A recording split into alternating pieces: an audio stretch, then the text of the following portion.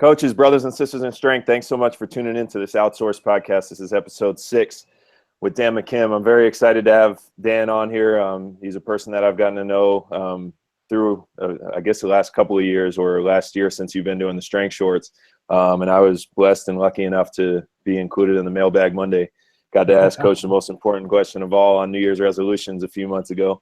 And he gave us some good answers. So I know that's something that everybody in the profession really responds to and really enjoys. So number one, that's how we see you. But I want to have this opportunity. I really wanted to create this opportunity so coaches can really get to know you and can have the opportunity to hear what a brilliant mind you are and good person. So Dan, I want to thank you so much for being on this podcast.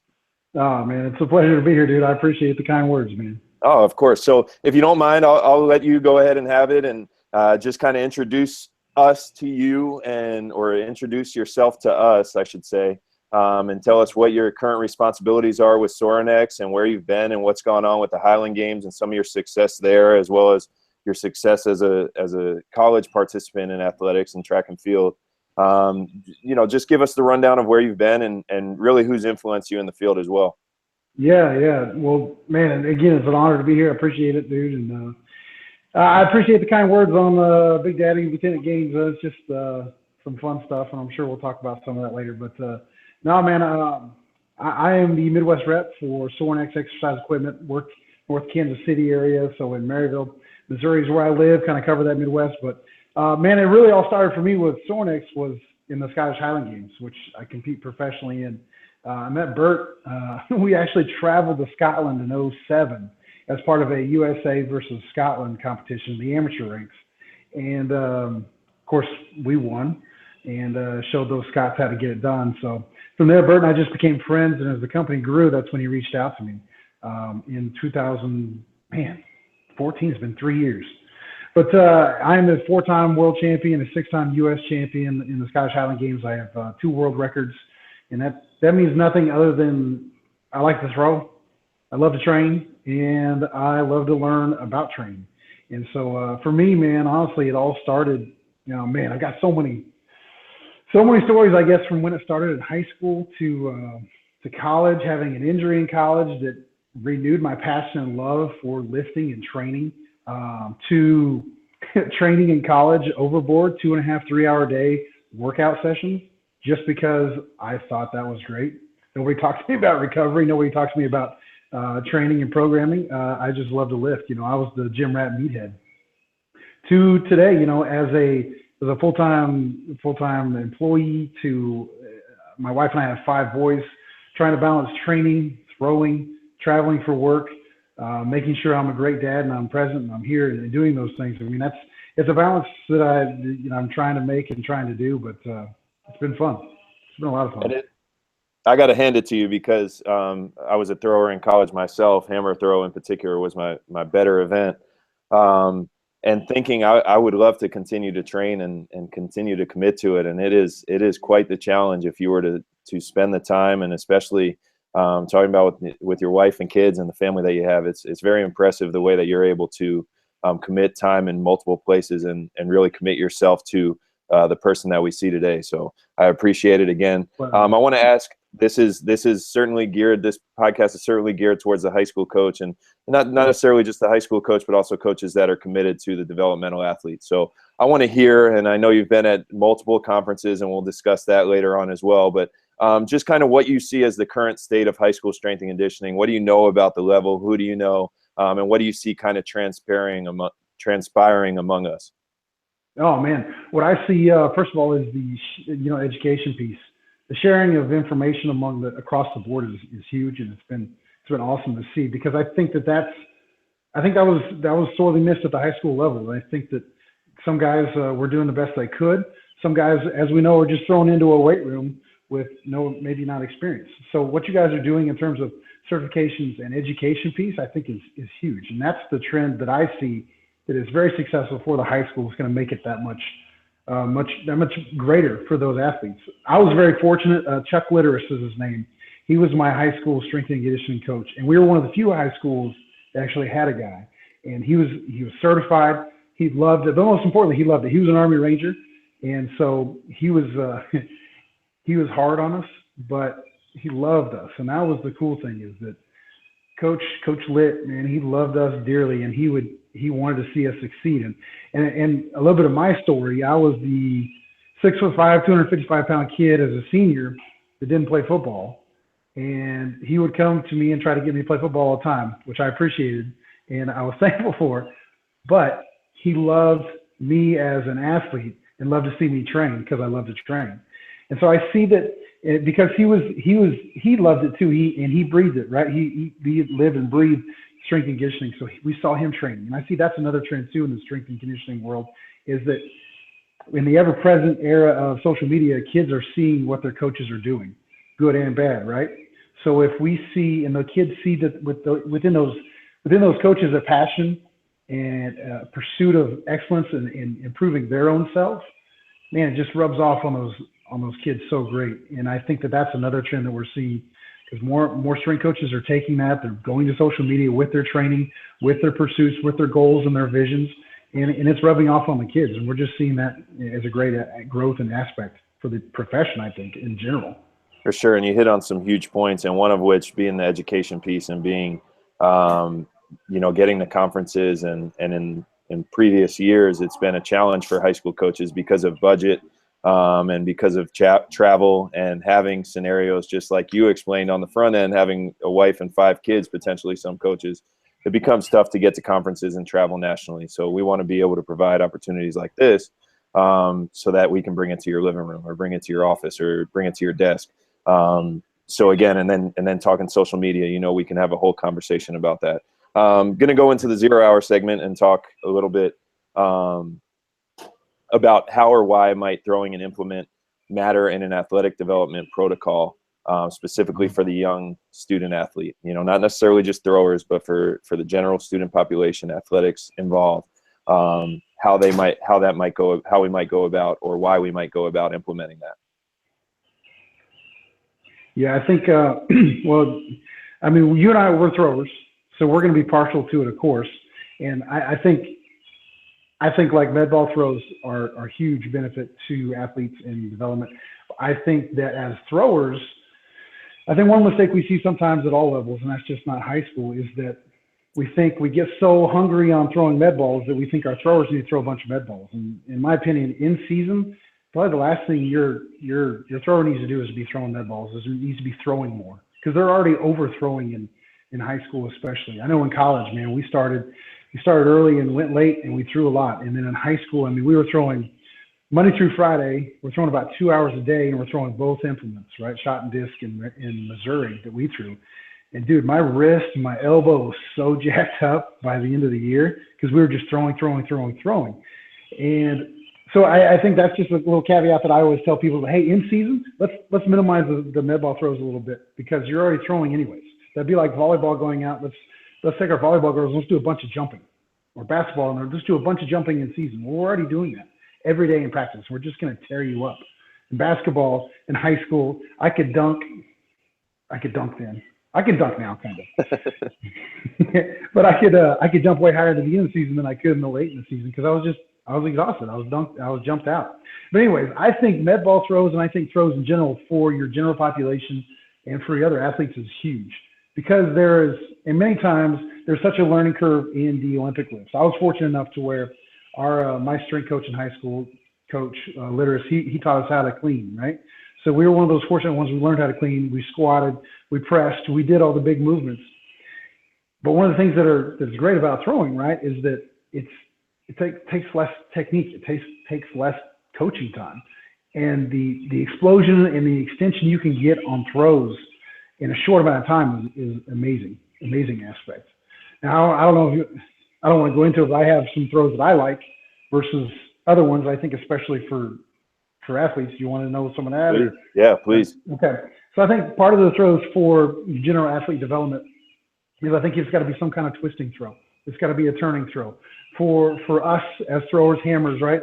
This is why I'm standing on this, is because I know I'm going to demonstrate something, right? So for us as throwers, right, for hammer especially, whether that's Scottish Highland Games or Olympic hammer, whatever it is, it's always a pull from here, right? And it's a finish to here, right?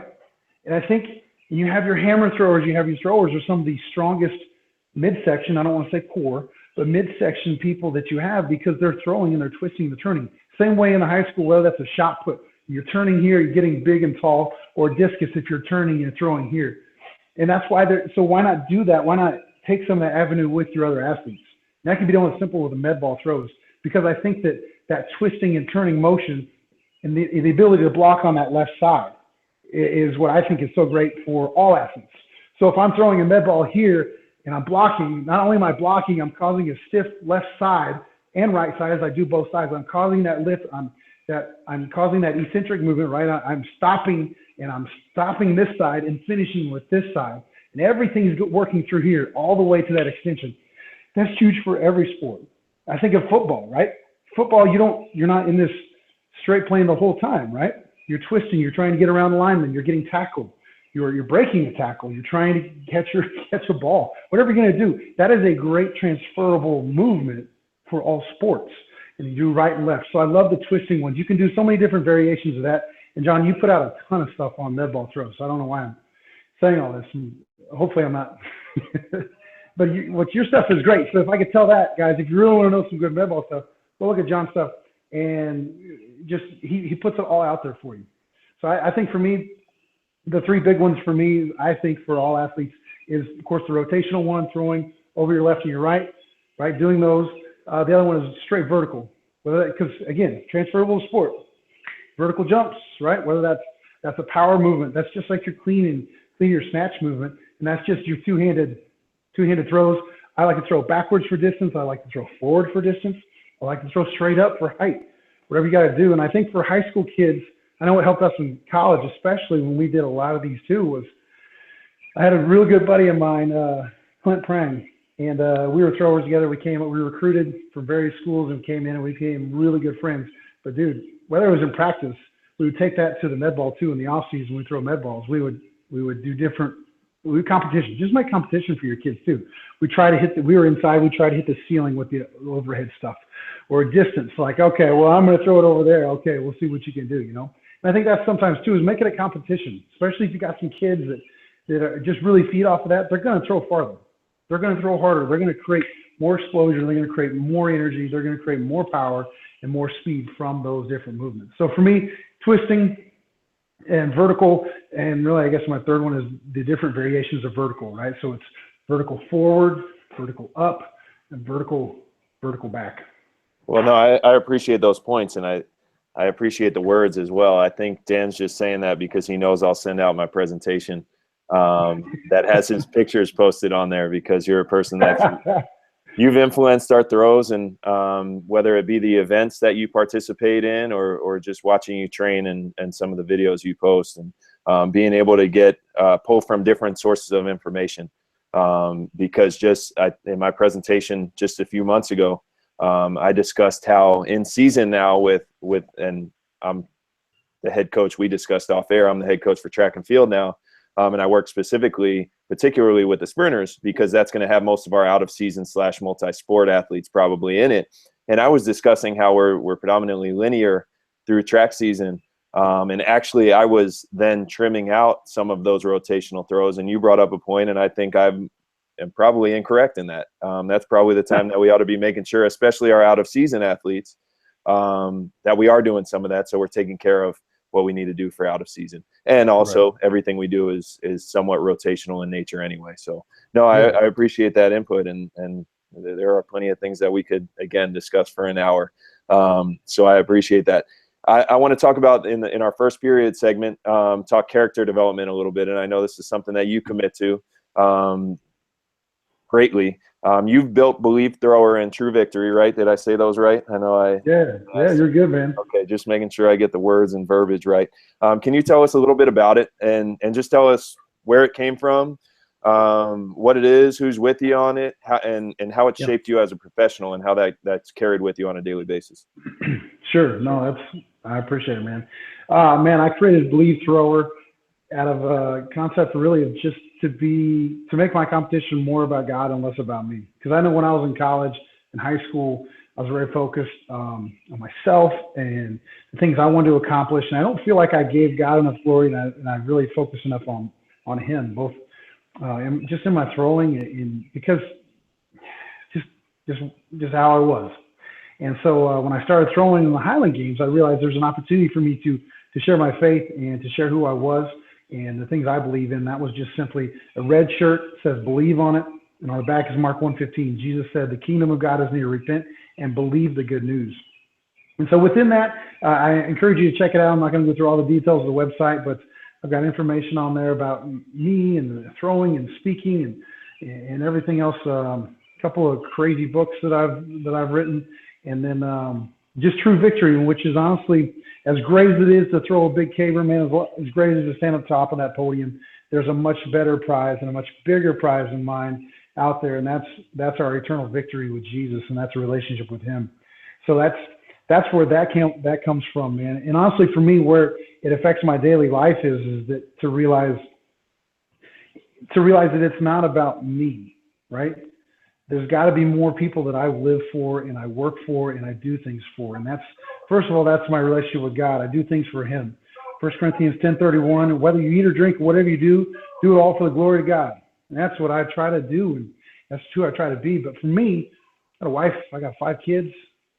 I've got people I work with, coaches that I've become dear friends with, and I've got to have a bigger impact on their lives. And I can't get too selfish and too focused on me. And that's, man, it's got to be hard.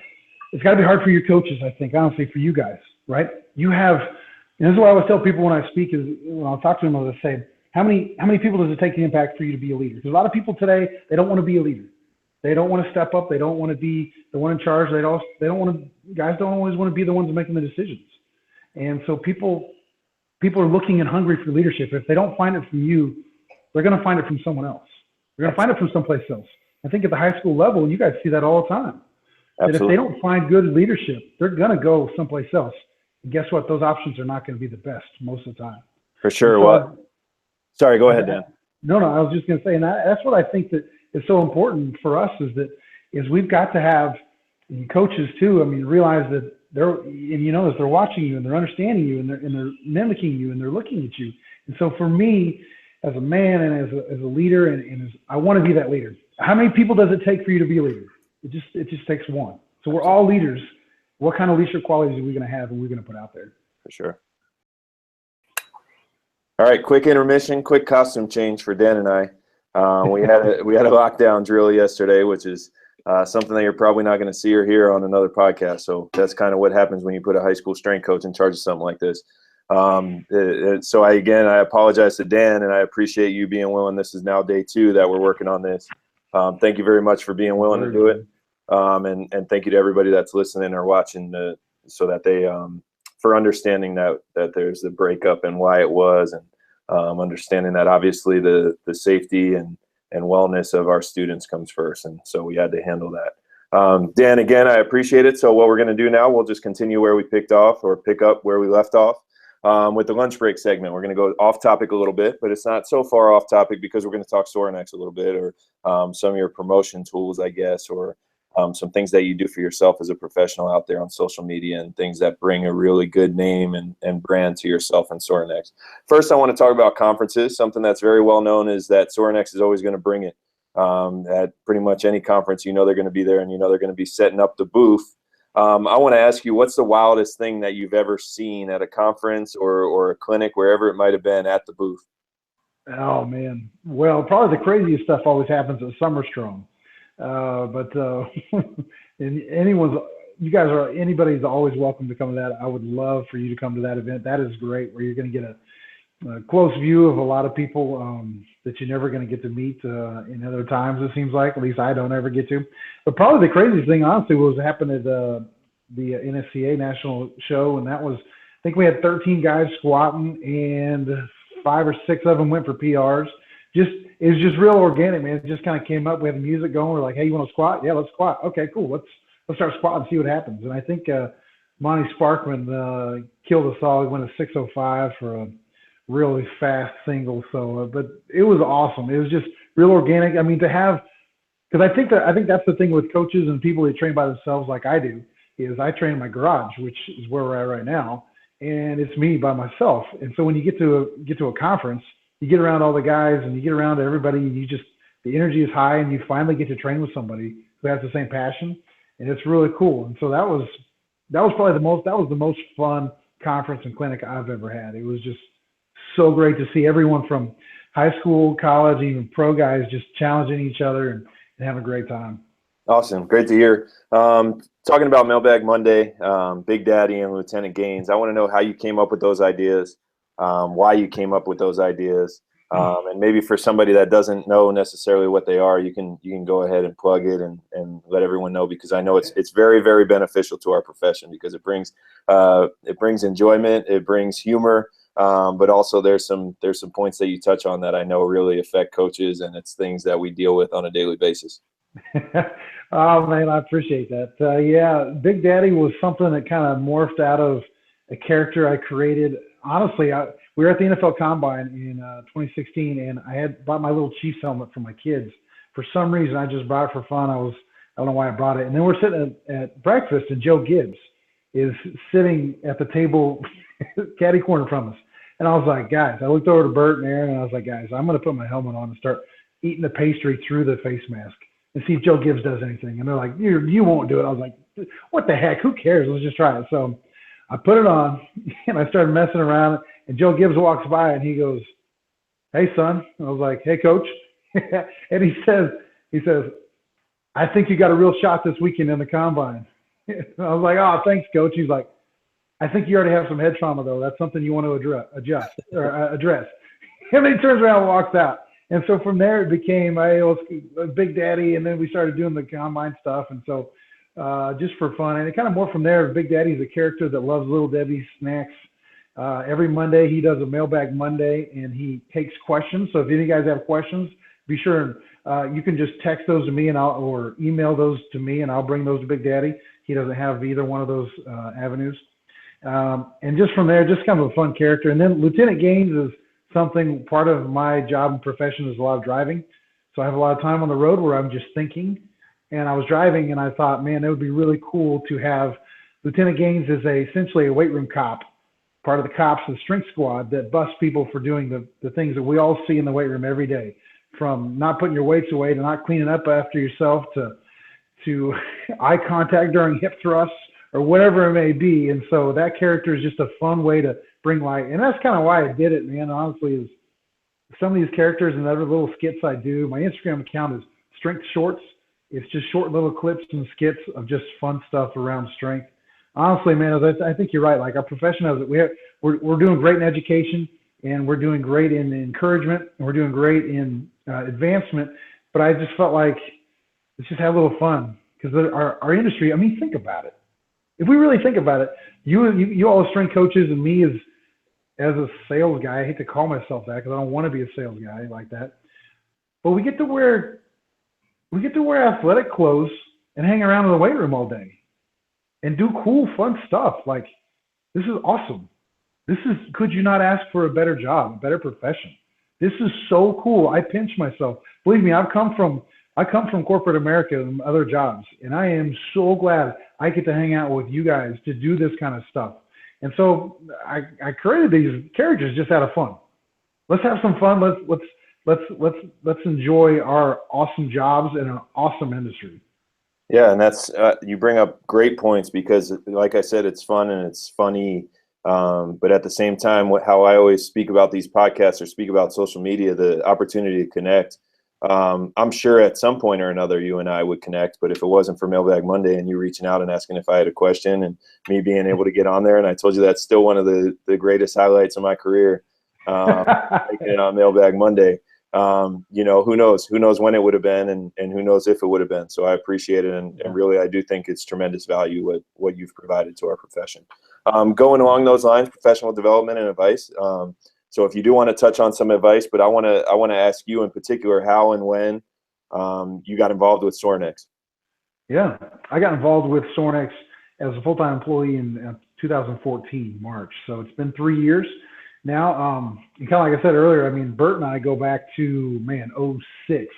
We started throwing together in the Scottish Highland Games. We came up as amateurs and then turned pros the same year and just kind of stayed friends. And that's, that was back when it was just Bert and his dad and a part-time guy, right? And they had production was off-site, facility facility production was off site, and just now to see how it's grown. And that's how Bert approached me in 2014. He's like, dude, I need somebody to service my Midwest guys, my Midwest clients, and to grow it. Would you do that? I was like, start tomorrow.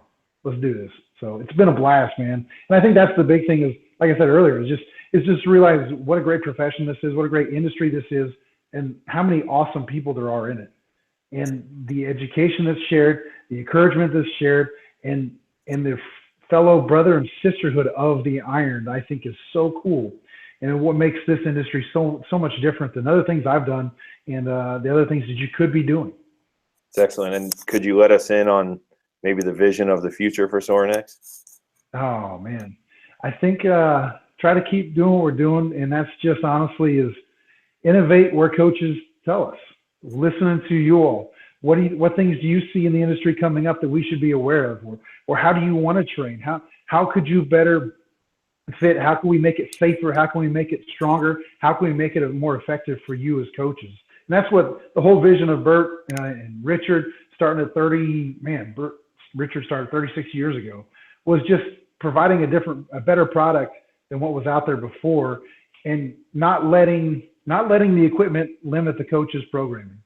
So creating the attachments, creating the vision and the innovation. So I think that's what's going to be, is continue to innovate. And honestly, we can only do that if we get feedback from you coaches and the things you want to see and things you want us to do. Because I'm always told, I'll bring it to Bert or our production manager, Nick, or somebody, and I'll say, hey, can we build this? And they pretty much, if it's not a bomb, we'll build it. I'm like, you don't want to tell me that, because I can think of a lot of cool things. I talk to a lot of cool coaches. So that's kind of what our dream and vision is let's continue to change the game. Cool. Very cool.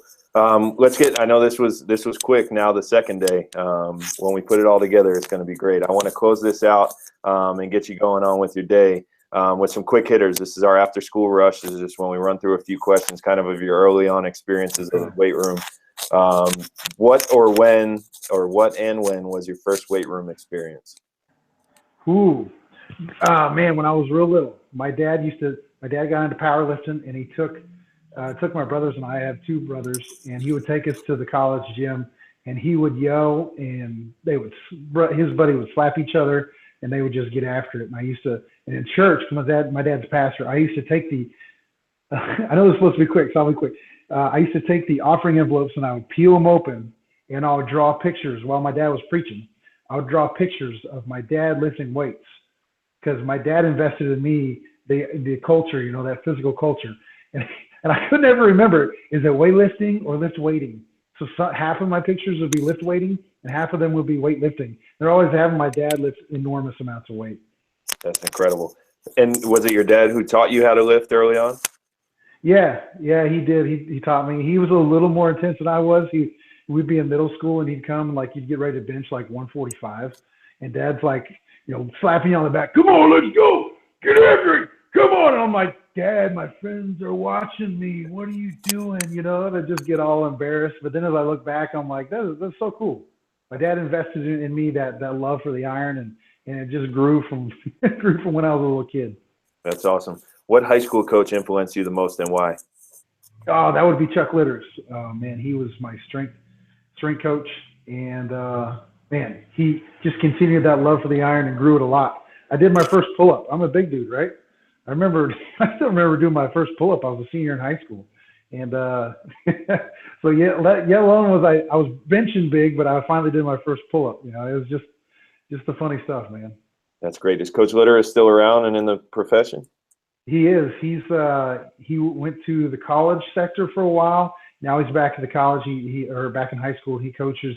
He's head football coach, but he'll never give up being strength coach. He was one of the first NSCA guys in the state. And man, we did 5.5 3.3. We did hang cleans. We did full cleans. We did it all, man. We were never the. Anyways, quick hitters. I'll move on. Sorry. No, you're good. Please. You're getting me going, man. No. What's your greatest memory from high school sports?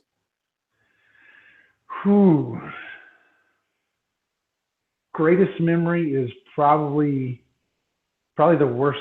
Was the worst memory, I guess you could say, and it was a defining moment for me, and that's at state. I was a number 1 ranked discus thrower in the state. And I went to the state meet, and my very first warm-up, my discus blew up.